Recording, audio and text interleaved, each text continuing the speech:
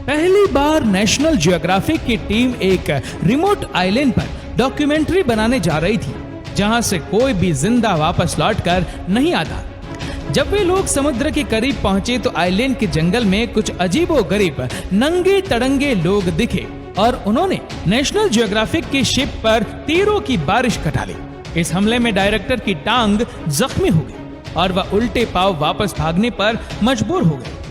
ये आइलैंड कौन सा है और इतनी टेक्नोलॉजी के बावजूद भी आज तक हम इंसान यहाँ क्यों नहीं जा पाते, आइए जानते हैं।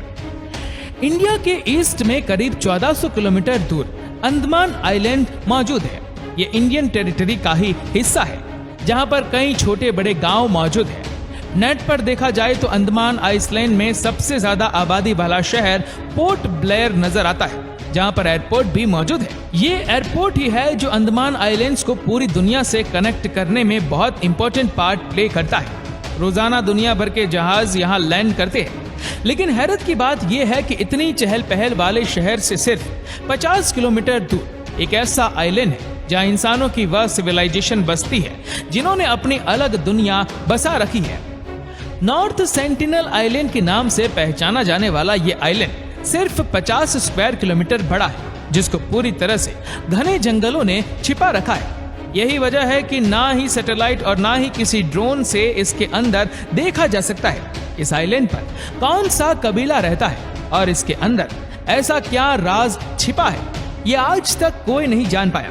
हिस्ट्री में कई बार यहाँ जाने की कोशिश की जा चुकी है, लेकिन ये कबीला किसी भी आउटसाइडर को किसी सूरत बर्दाश्त नहीं करता।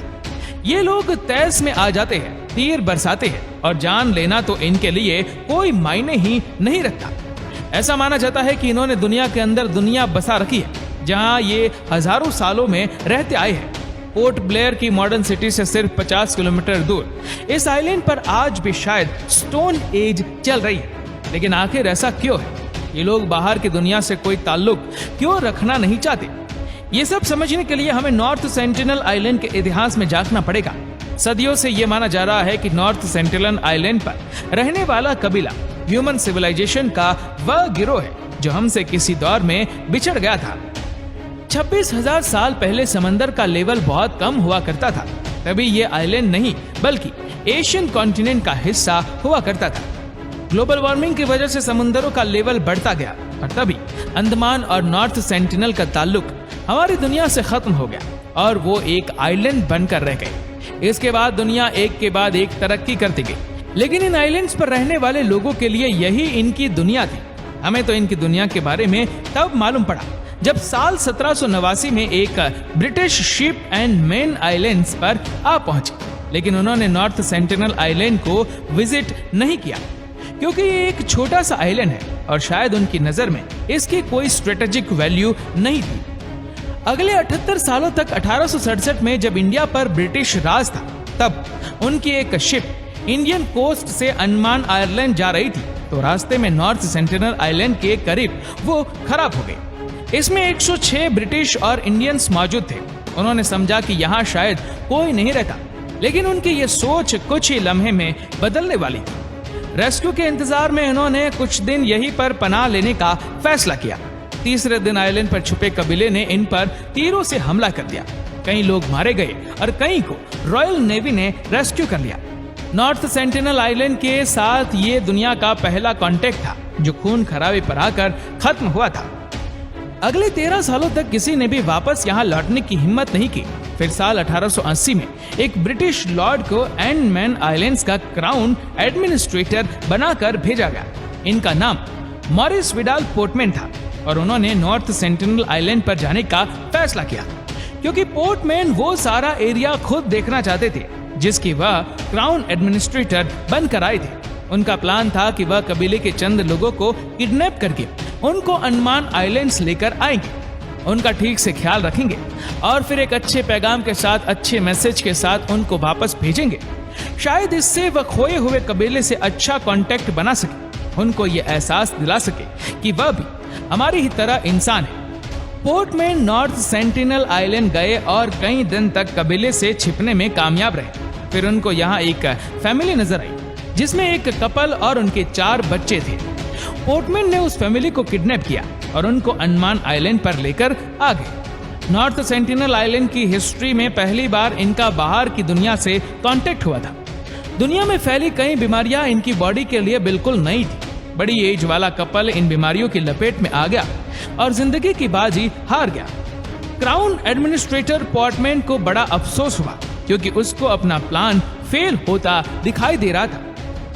उन्होंने चारों बच्चों को गिफ्ट दिए और उनको वापस नॉर्थ सेंटिनल आइलैंड भेज दिया। पोर्टमैन ने अपनी डायरी में लिखा कि हमारा मिशन फेल हो गया है, हमने सेंटिनल्स के दिल में मजीद खौफ डाल दिया है और ये बेहतर होगा कि उनको अकेला छोड़ दिया जाए। अब ये भी पॉसिबल है कि लौटने वाले बच्चों ने कबीले के मजीद लोगों में बाहर का वायरस फैला दिया जिससे वहां और भी लोग मारे गए हो, और ये भी हो सकता है कि उन्होंने अपने माँ बाप की मौत का जिम्मेदार हमें ठहरा दिया। लेकिन उस दिन के बाद से नॉर्थ सेंटिनल के इस कबीले का बाहर की दुनिया पर गुस्सा बढ़ गया। अगले कई सालों तक कोई गलती से भी नॉर्थ सेंटिनल आइलैंड जाता तो उसको कबीला मारकर उसकी लाश को वहीं लटका देता था, जो इस बात का सीधा साधा इशारा था कि हमारे पास आने की गलती भी मत करना। 1947 में जब इंडिया आजाद हुआ तो बंटवारे में अंडमान आइलैंड्स तक का सारा एरिया इंडिया के हिस्से में आ गया। यहाँ रहने और बसने वाले तमाम लोग अब इंडियंस कहलाए जाने लगे, जिसमें नॉर्थ सेंटिनल आइलैंड वाला कबीला भी शामिल था। बेशक इस कबीले को तो ये मालूम भी नहीं था कि इंडिया क्या है। इंडियन गवर्नमेंट ने फैसला किया कि इस नाराज कबीले से एक पीसफुल कांटेक्ट किया जाए। 1967 में एक इंडियन एंथ्रोपोलॉजिस्ट त्रिलोकनाथ पंडित ने ये काम अपने सिर लिया। वह आइलैंड के इर्द गिर्द चक्कर काटते और गिफ्ट फेंकते जाते। वो और कुछ नहीं बल्कि सिर्फ इस कबीले का दिल जीतना चाहते थे। 1974 में नेशनल ज्योग्राफिक ने आइलैंड पर एक डॉक्यूमेंट्री बनाना चाहिए जिसका नाम man in search of man रखा गया। इनकी टीम एक बड़ी बोट में सवार थी जिसमें सिक्योरिटी गार्ड्स, फिल्म क्रू और त्रिलोकनाथ पंडित भी शामिल थे। उनका ख्याल था कि वह आइलैंड के और ज्यादा करीब जाकर गिफ्ट रखेंगे जो लहरों से तैरकर साहिल पर पहुंच जाएंगे। पहले वह कबीले का भरोसा जीतेंगे और फिर डॉक्यूमेंट्री की शूटिंग भी करेंगे। 3 दिनों तक वह गिफ्ट फेंकते रहे, लेकिन जब वह साहिल के करीब गए तो उनका प्लान पूरी तरह से फेल हो गया। कबीले के फाइटर्स ने उनके सामने गिफ्ट तोड़ दिए और तीरों की बारिश कर दी, जिसमें से एक तीर सीधा डायरेक्टर की टांग पर आकर लगा। नेशनल ज्योग्राफिक की टीम ने शूटिंग कैंसिल कर दी और उनके पास उल्टे पांव भागने के सिवा कोई ऑप्शन नहीं था। आइलैंड के अंदर ही कुछ फोटोज वो दूर से ही रिकॉर्ड करने में कामयाब हुए थे और ये नॉर्थ सेंटिनल आइलैंड की पहली और आखिरी फुटेज है। नेशनल ज्योग्राफिक ने तो अपना मिशन कैंसिल कर दिया, लेकिन हेड एंथ्रोपोलॉजिस्ट पंडित यहाँ फिर भी आते रहते और कबीले को दूर से ही गिफ्ट देकर वापस चले जाते। कई सालों के बाद आखिर एक दिन वह कबीले से दोस्ताना कांटेक्ट बनाने में कामयाब हुए। उन्होंने कई फोटोग्राफ्स भी कैप्चर की जिसमें कबीले के लोगों को गिफ्ट लेते भी देखा गया। पंडित ने अपनी जूनियर एंथ्रोपोलॉजिस्ट मधुमाला को भी इस मिशन पर लगा लिया, जिनको भी कबीले के साथ फ्रेंडली माहौल में देखा जा सकता है। कई सालों तक ये फ्रेंडली माहौल चलता रहा, लेकिन फिर 1981 में एक शिप आइलैंड पर आकर फंस गई। ये पनामा में रजिस्टर्ड MV प्रिमरोज शिप थी। इसमें 30 लोग सवार थे जो रेस्क्यू का वेट करने लगे।